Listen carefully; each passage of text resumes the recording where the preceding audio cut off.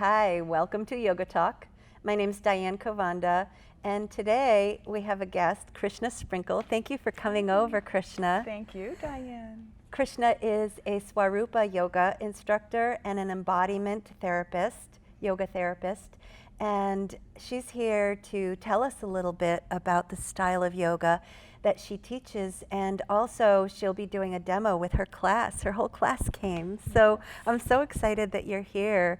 Can you just tell us a little bit about your background and Svaroopa? I'd love to. So I came to Svaroopa because I was feeling a lot of stress in my life, and somebody just happened to tell me about Svaroopa yoga. And so I went to a class, and I just really noticed how I felt after the class. And it really seemed to have an effect on my body and on my mind.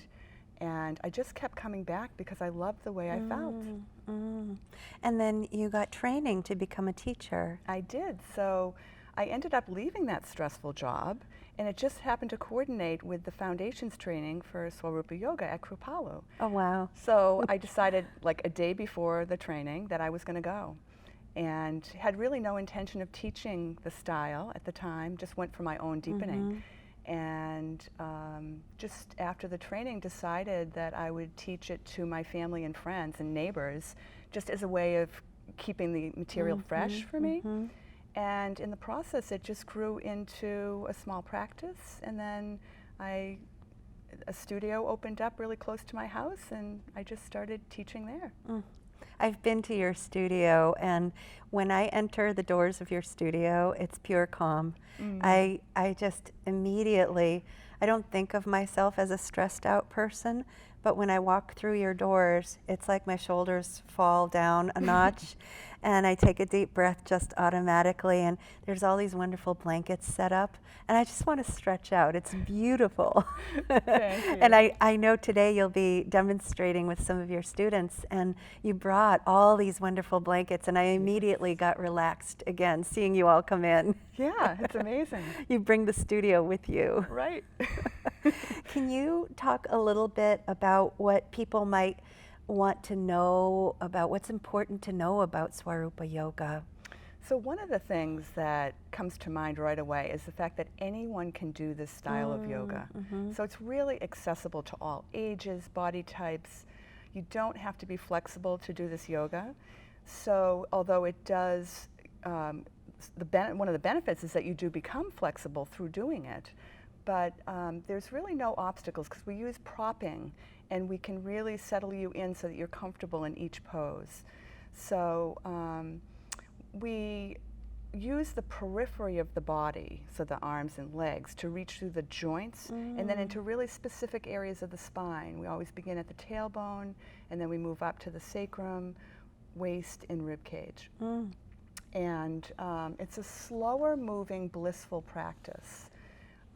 So it's not an athletic style of yoga, but we call it deceptively simple because it actually has very deep and profound effects. Deceptively simple. Yes. I love that. You have something that you're going to share with us today called the Magic Four. Yes.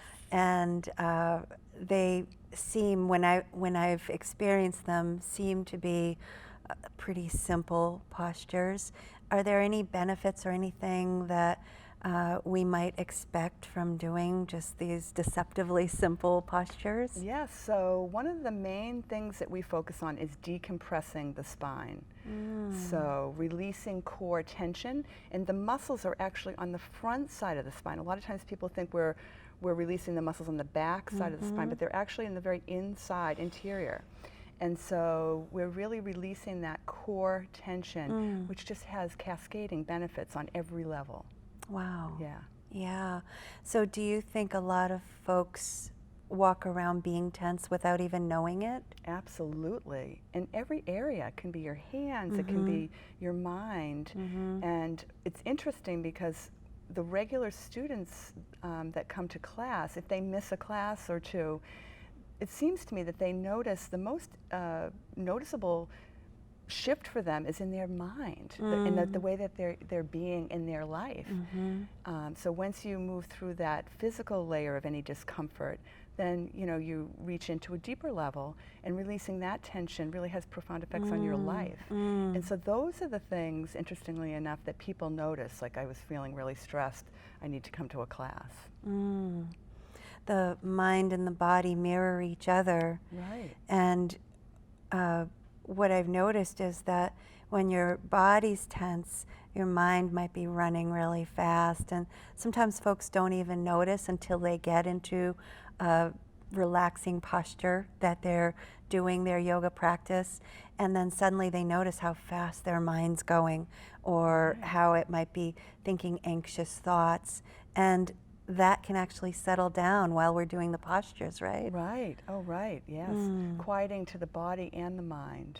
And sometimes it's not until we let go that we notice that we were holding so tightly. Yeah. That's wonderful. Yeah. There was a few questions that I know people always come up with. Now, can men do this kind of yoga? Absolutely. Yes. And we're going to have a man in the class today, Okay. actually. Yeah. Yes. And and that's one of the populations that seem to be concerned about flexibility and a lack of flexibility. And it's fabulous for men for that reason, that they don't have to be flexible to begin, and they find flexibility in the poses.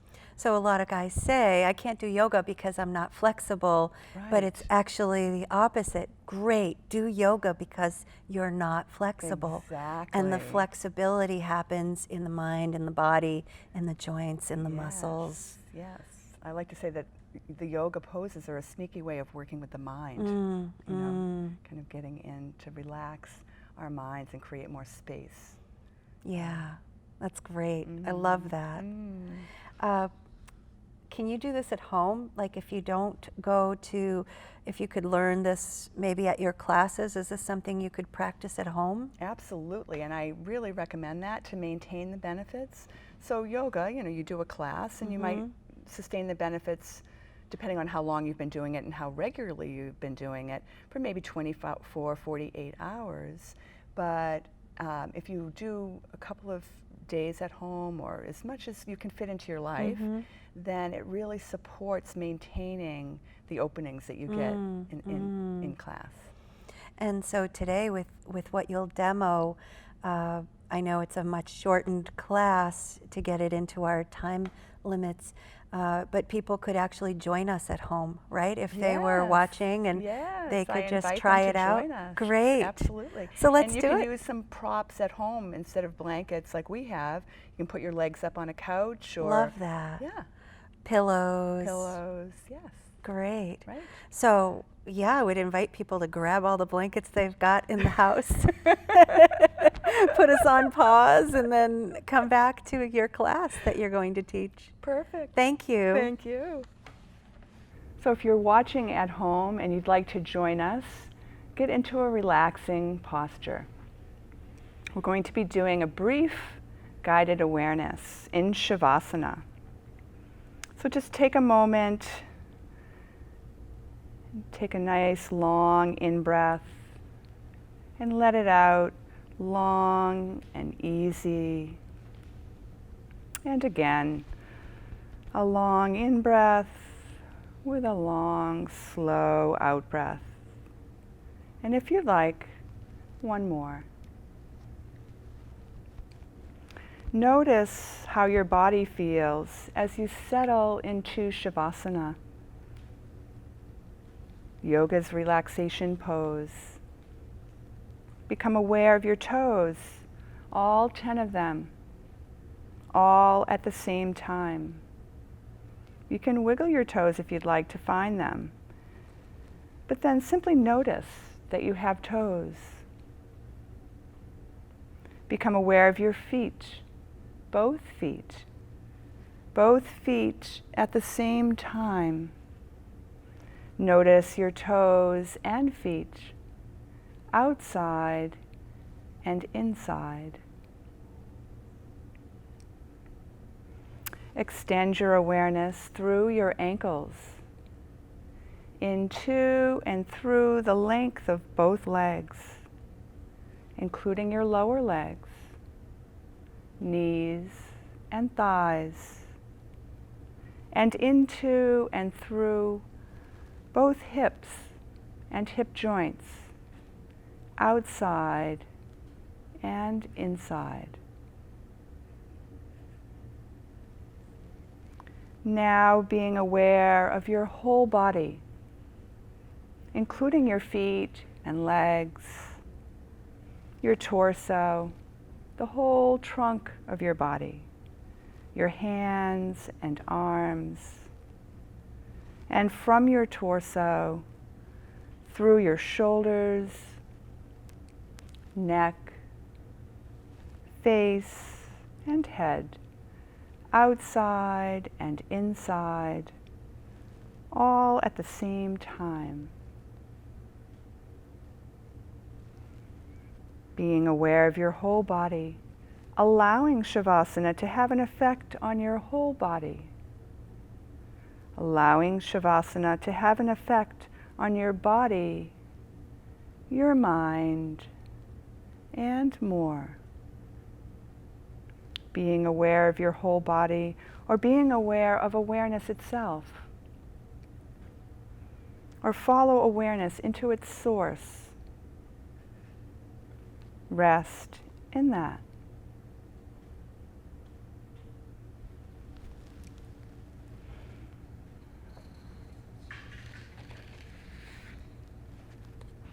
And notice your breathing. Moving into Ujjayi Pranayama, victorious breath. Begin by finding your inner throat muscles. You can use a clearing or a cough to find them. And just simply listening to the sound of your breath as it moves in and out. Breathing through your nose, the sound coming from your throat passageway. And the sound is smooth and steady and slow.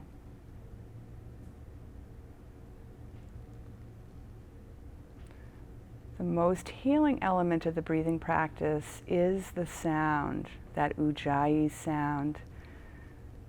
So we let our awareness just settle in on that sound. And if the mind happens to come in and we notice that, we just simply bring it back to the sound of the breath. Allowing that sound to soothe our nervous system, quiet our minds.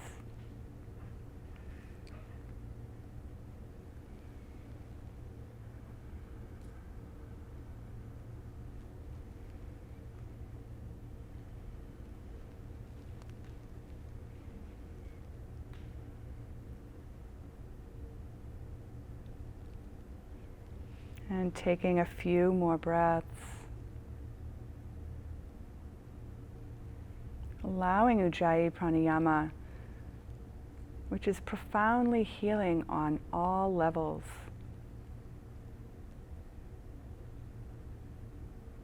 To help settle us in, bringing our awareness inside.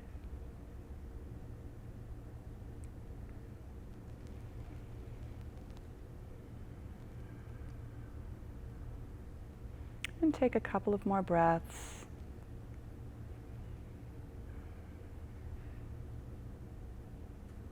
Allow your next breath to be the last in this series.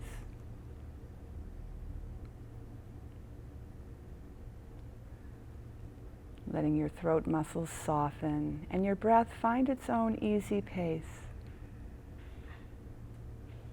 And wiggle your toes and feet. Wiggle and stretch your fingers and hands. And gently roll your neck and head from side to side as you stretch and move in any way you'd like.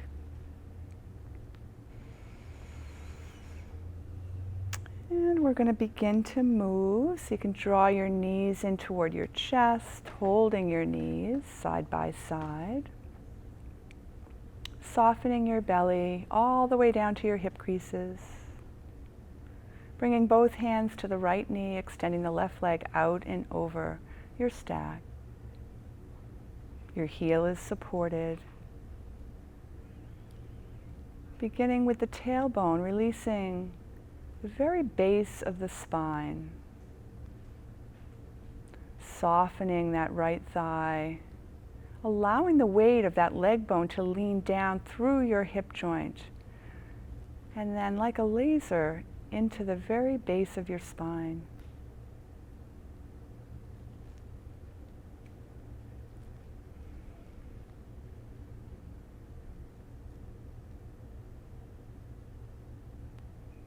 Another breath or two, and we'll switch sides, bringing the left knee in, noticing both sides,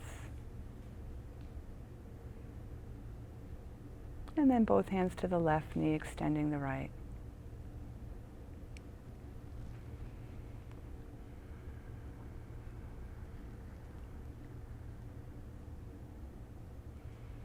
Softening your belly all the way down to the hip joints, hip creases. Nice, easy breathing. Allowing the pose to work with you.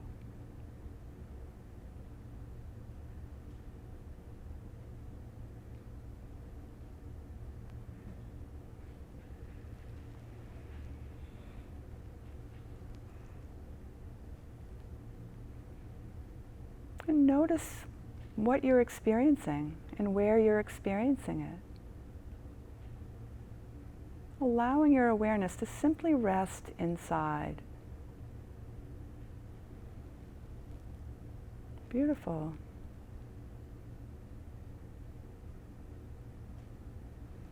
And drawing in your right knee, holding both knees, noticing the two sides.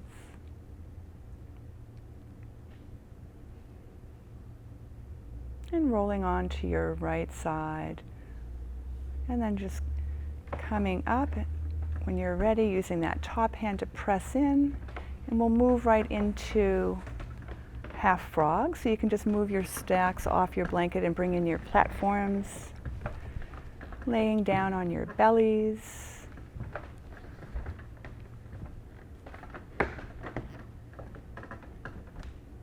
How's everyone doing? Okay, just have enough room for your feet. Laying your torso down on the blanket. Your thighs are off the blanket.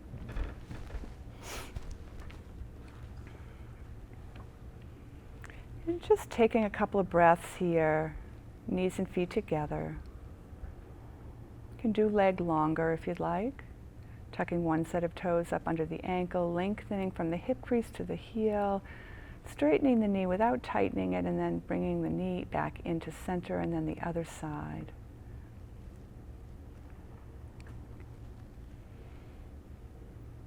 And then take a nice inhale, and on the exhale, just let your torso slump into the blanket stack. Nice. And we'll go to the right side first, so rolling your head to the right. And then using your right hand to lift the blanket's edge, and then sliding that right knee all the way up, extending the arm out so you find that wrist bone kneecap alignment, sliding that foot out with a bent ankle on that foot. And then the inside of the straight leg is in line with your spine. And just let that foot rest on the outside. And once you've found your wrist bone kneecap alignment, you're welcome to bring your hand over your head if that's more comfortable, or just leave it where it is. Softening in here. And this is reaching into the sacrum. So just noticing how you're experiencing the pose now.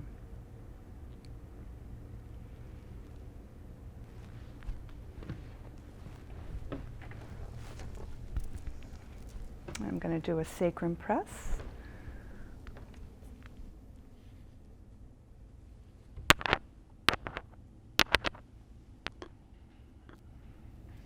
Thigh twist.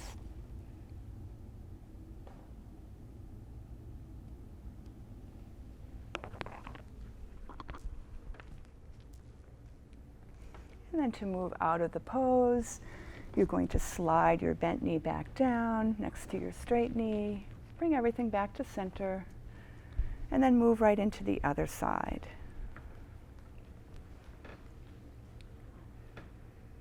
Finding your alignments.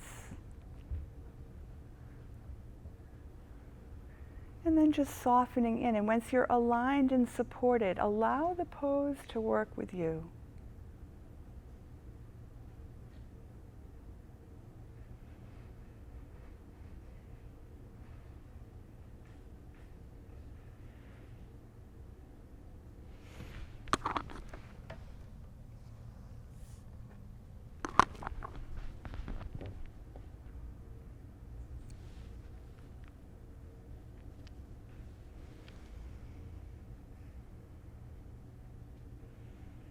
Nice, and then a couple more breaths here. And slide the bent knee down next to the straight knee. Head back to center, arms by your sides, and then just notice the two sides. After having released that sacrum area of your spine, notice the effects. And then bring your hands up to your rib cage, press in and come on up. And we're going to set up for seated side stretch. So you can just move those blankets and get your stacks, and we'll move right into the next pose. So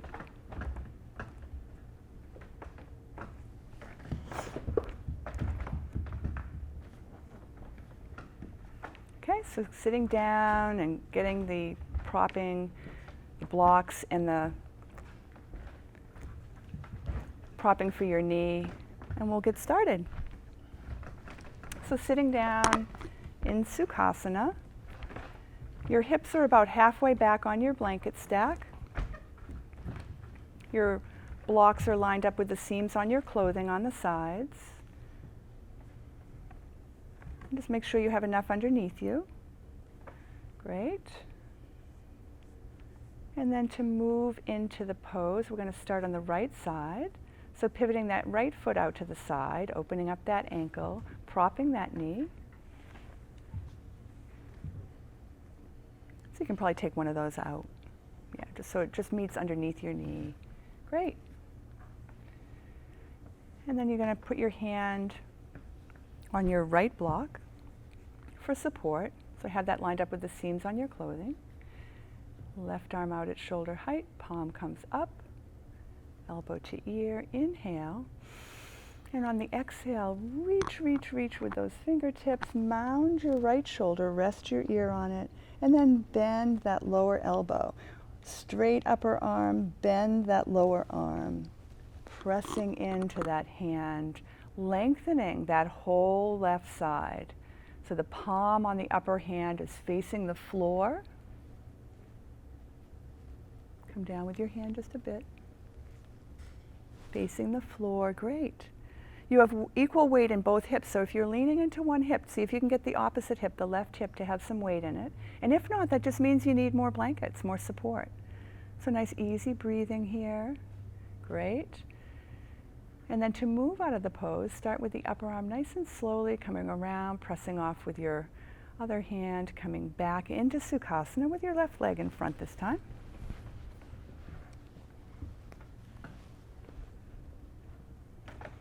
Okay, and we're going to move into the left side.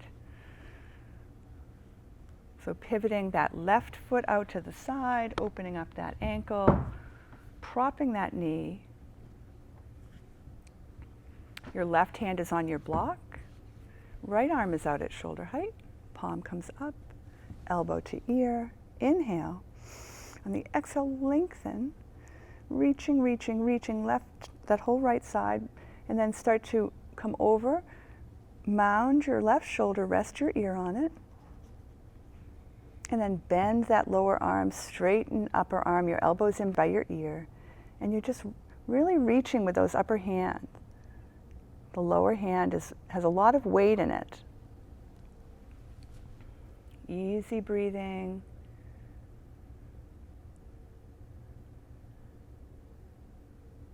Looking down toward your hand. Your hand is aligned with the seams on your clothing, and that foot is pointing out to the side. Okay, and then to move out of the pose on this side, just go ahead and use that upper arm to come around and down, press off with your lower hand. And now we're just going to stand up. So we're going to move into lunge. So go ahead and bring your right foot forward. And then using your left hand for support, go into your belly up. And this is to align our spines before we move into lunge. And then you're going to move right into the lunge, bring your blocks down, and then slowly let your head hang, let your front knee bend, and bring you into your lunge alignments. Opening up your hip creases. And lunge is great for releasing fear. So nice door jamb arms, letting your weight be supported by your hands and arms, letting your head hang so that you're getting traction on both ends of your spine.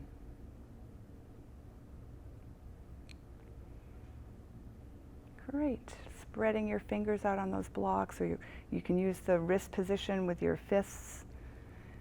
And then bend your elbows, press into your blocks, pull that foot back, and we'll do the other side.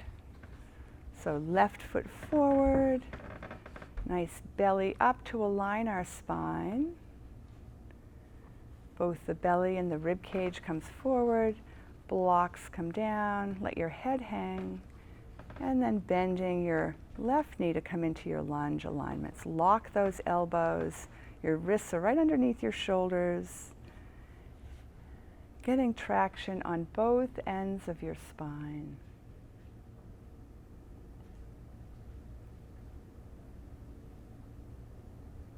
A little bit of weight on the back knee in the center of the kneecap.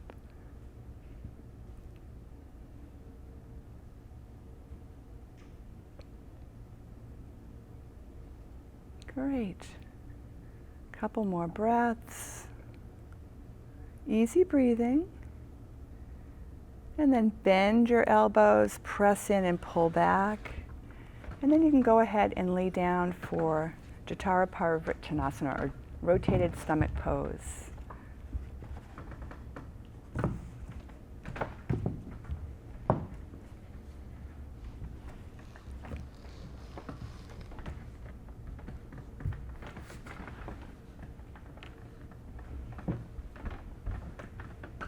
And just move any blankets that are to your side or blocks. You want to get them out of the way for this pose.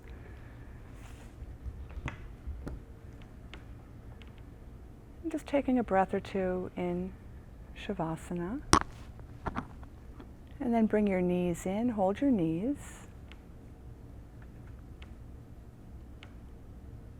Extend your arms out. Roll your legs and hips to the right. Lay your knees and feet down. And find your alignments.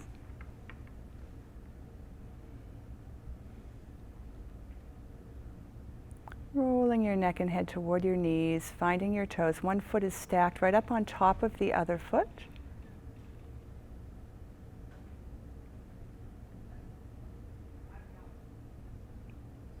And easy breathing. So this pose reaches into the rib cage area of the spine. And it also carries all the changes that you got from your lower spine all the way up your spine to the very top of your spine.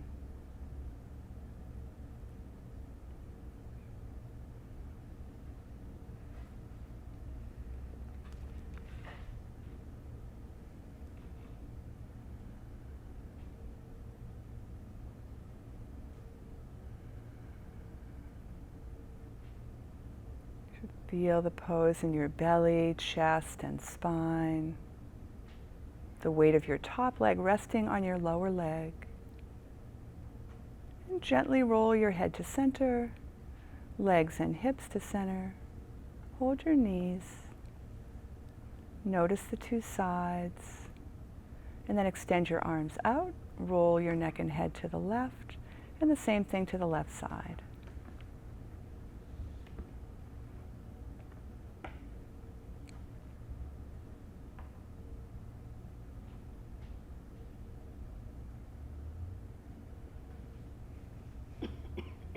Carrying those changes all the way up your spine.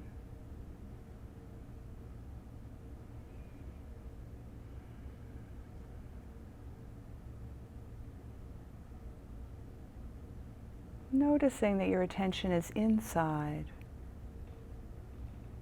looking at your knees.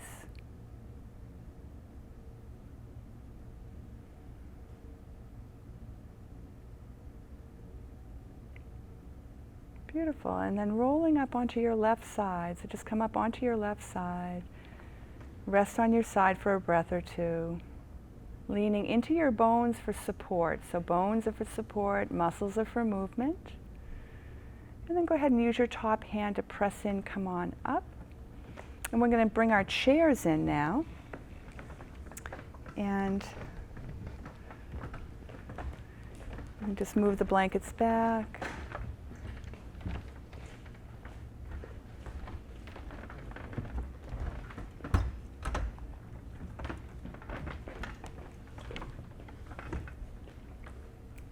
Great. So we just completed one series of the spine, tailbone, sacrum, waist, and rib cage. And now we're going to go into the second run up the spine. So we're starting with another tailbone pose called slow motion dive. So you can go ahead and get your knees and feet in place. Shins are straight, parallel. And then bring your elbows to your knees, just above your knee. Let your hands hang, let your head hang. And let your belly be soft, all the way down to your hip creases. And then nice, easy breathing.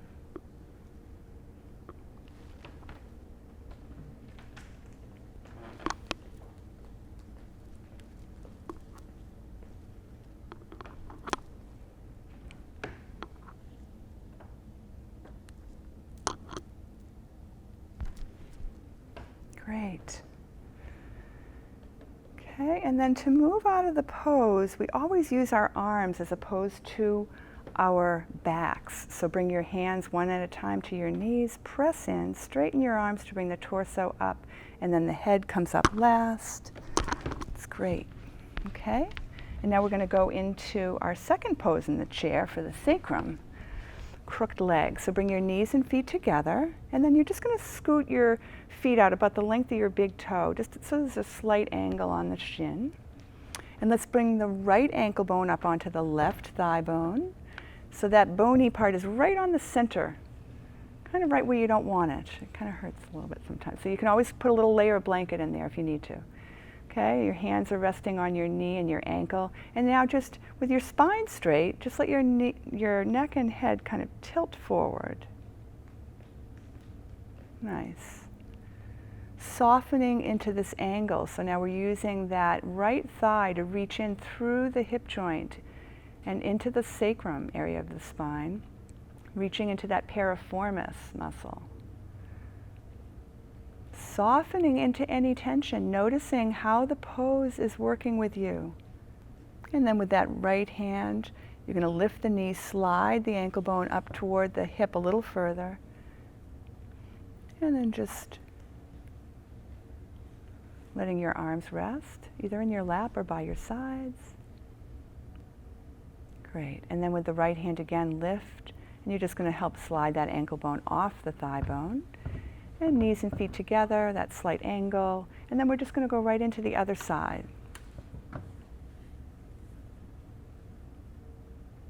Neck and head tilt. Great. Easy breathing. Noticing what you're aware of. Each side is different. Each day is different. Okay, lift the knee and slide the ankle bone just as far as it wants to go. So that's another big part of Svaroopa Yoga. It's a compassionate style of yoga where we meet the tension where it is. We don't try to push through. So we support the body, we support the muscles into lengthening as opposed to taking a tight muscle and stretching it. We lengthen the muscles through support. Great. Okay, and with the left hand under the left knee, lift it slightly, slide the ankle bone off, and then we will get up and we will do another quick lunge.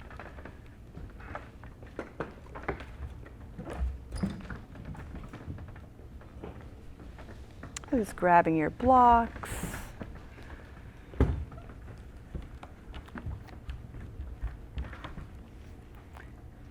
Great. So this is abbreviated for this segment, so it's a little quicker pace than we would normally go. So your blocks are shoulder width apart. Bring your left foot forward. Do your belly up, aligning the spine, and then come into your lunge alignments. You want to feel weight in your hands. Really lock those elbows, door jam arms, and the head just hangs freely. So in our culture, we often lead with our heads. So this is an opportunity to let the head go.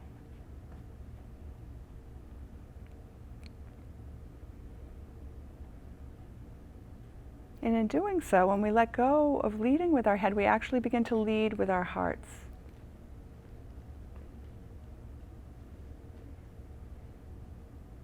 Great, so bend your elbows, press in and pull back, and the other side.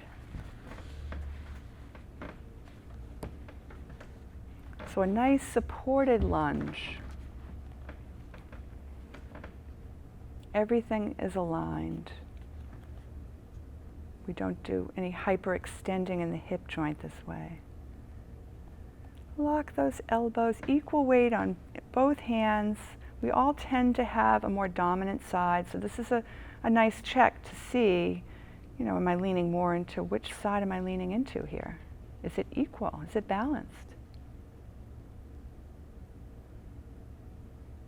Beautiful. Bend your elbows, press in, pull back. And then you can lay down. We'll do Jataraparvrittanasana, or rotated stomach pose. Just fix that roll maybe. So support equals release. The blankets are for support. The blocks are for support. Lots of support.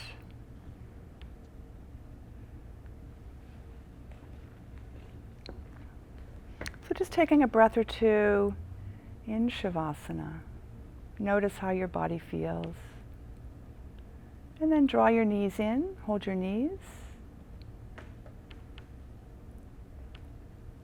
And we're going to go to the left side first, extending your arms out, rolling your legs and hips to the left, and finding your alignments.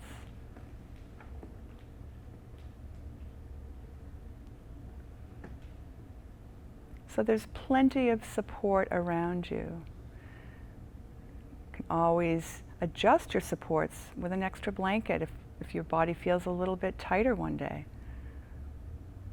Your feet are stacked one on top of the other, and your ankles are bringing your feet directly out to the side in this pose.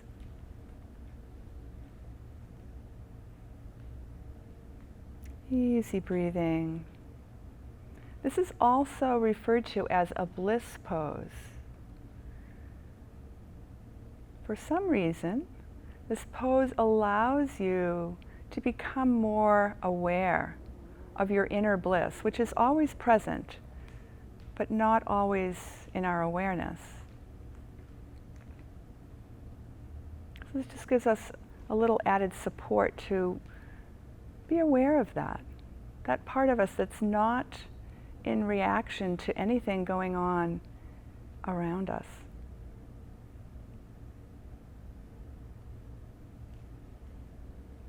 And roll your head back to the center, legs and hips back to center. Hold your knees. And just take a moment to notice the two sides. And then we'll go to the right. Head right into the pose. Finding your alignments, moving any propping out of the way so you don't adjust your body to the propping that's in the way.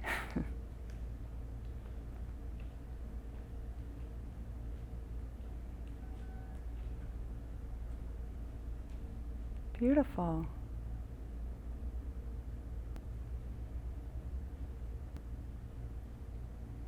And then rolling your head back to the center, legs and hips back to center. Hold your knees.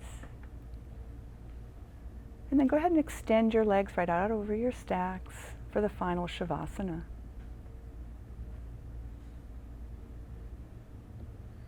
If you'd like a blanket over you, you're welcome to grab one.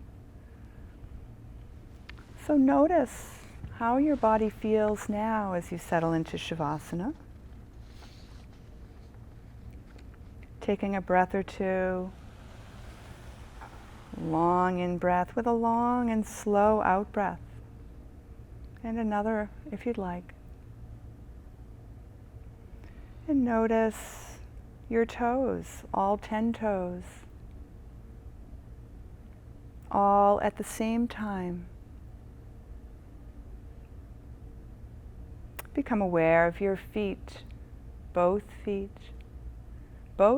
at the same time. Notice your toes and feet outside and inside. Extend your awareness through your ankles, into and through the length of both legs, including your lower legs, knees and thighs, and into and through both hips and hip joints, outside and inside, being aware of both feet, legs, and hips, outside and inside. Now being aware of your whole body, including your feet and legs, your torso, the whole trunk of your body, your hands and arms, and from your torso, through your shoulders, neck, face, and head, outside and inside, all at the same time. Being aware of your whole body, allowing Shavasana to have an effect on your whole body, allowing Shavasana to have an effect on your body, your mind, and more.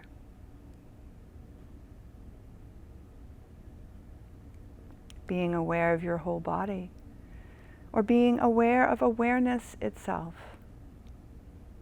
or follow awareness into its source. Rest in that.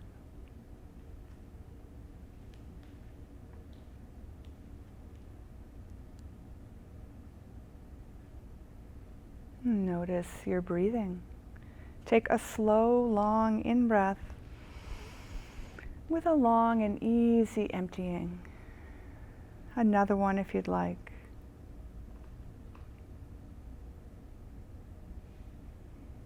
And when you're ready, you can draw your knees in toward your chest. Roll over onto your right side. Use your left hand to press in and come up for Yoga Mudra. Bringing your hands into your hip creases, knees and feet together. And keeping your buttocks on your heels or on the blanket over your heels. Just draw your head forward, let it rest, and let your elbows flop down toward the floor as your head rests. Sealing the energy of your practice into every cell of your being. And when that feels complete, you can come up to sitting with your palms together, thumbs facing your heart. Namaste. Namaste. Thank you.